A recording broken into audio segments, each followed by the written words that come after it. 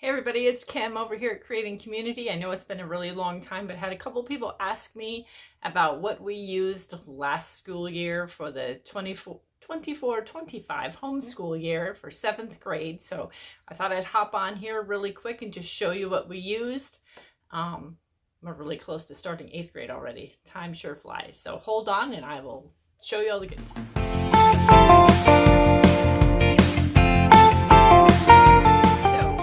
For history, I don't know if you remember, in 6th grade I decided to take a jump and we used the good and no we didn't. What did we use for 6th grade? I have to remember. We used Beautiful Feet history, and from the moment we started using it we were kind of like, ugh, wish we hadn't done it, but I'm one of those people, I'm like, we purchased it, we're going to do it. So for 7th grade we jumped back over to Sunlight, which is our major love for history, and so we won't be going back again, but we used the Eastern Hemisphere Core F for history. We had a really good time. This one actually also came with this Eastern Hemisphere notebook, which I really liked that part of it. It would give you like different questions to answer from the books and stuff, and I really like that. So that was for history. So for science and for health, we did the good and the beautiful. For health, we used health and the physical body. We really enjoyed that.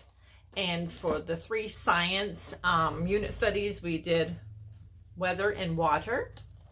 And we did mammals. And we did the wonders of energy. And just a little disclaimer, if there's anything that you want me to put into more detail or whatever, just let me know and I could do another video about that. So for math for 7th grade last year, 24-25 school year, we used Saxon Math 7-6. Saxon has done the job. Have we made some changes for 8th grade? Yes. Will I be making a video? More than likely. So for language arts, we used a bunch of different things. For spelling, we used IEW's Phonetic Zoo Spelling. It has really helped my granddaughter immensely. She has really struggled with spelling, and here in the state of New York, if you're a New Yorker, you know you have to take standardized testing, and it really boosted her standardized test scores. Spelling has just been her nemesis for a long time.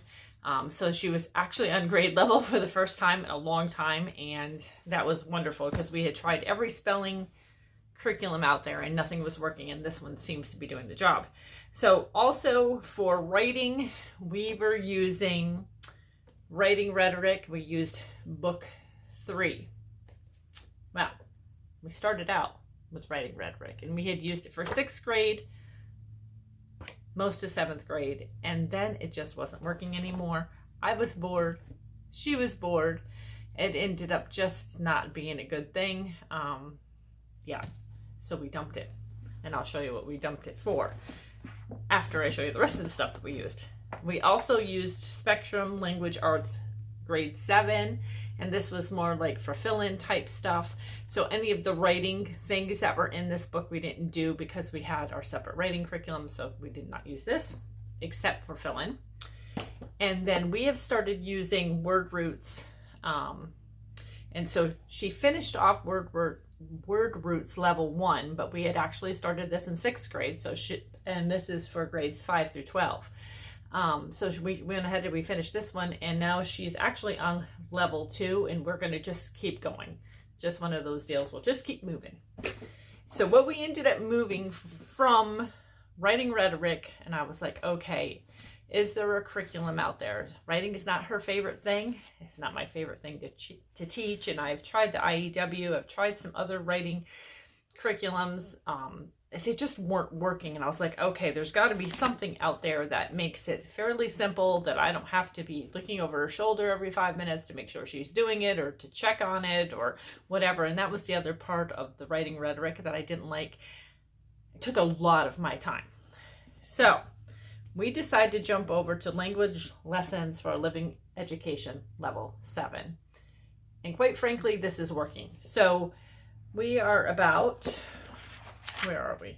I guess she's about halfway through the book because we school year round, and so during the summer she just does late school work, and so I've been having her do this so that way, you know, we'll be able to finish the level 8 before the end of the 8th grade school year.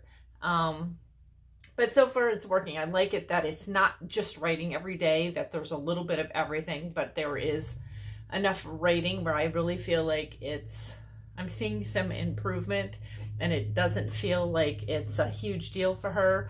And she actually tells me she likes it. So that's a big plus. It really has been a little bit since I did a video, because I realized I left out a couple of the language arts things that we were also doing for 7th grade. One of them was Reading Detective B1, and so we only did like half of this book, and so we'll finish the rest in 8th grade, because it actually is for grades 7 and 8. So we will continue with Reading Detective. And we also did Fix-It Grammar, Town Mouse and Country Mouse level 2, and we will go ahead and go to the next level of Fix-It Grammar as well for 8th grade. All right, y'all, that's it. That's what we used for the 24-25 homeschool year for 7th grade. I'm sorry I'm a little late. I was looking back. It's been over a year since I've done a video, except for some little shorts where maybe I share some animals or something. Life happens, and anyways, I'll see you in the next one.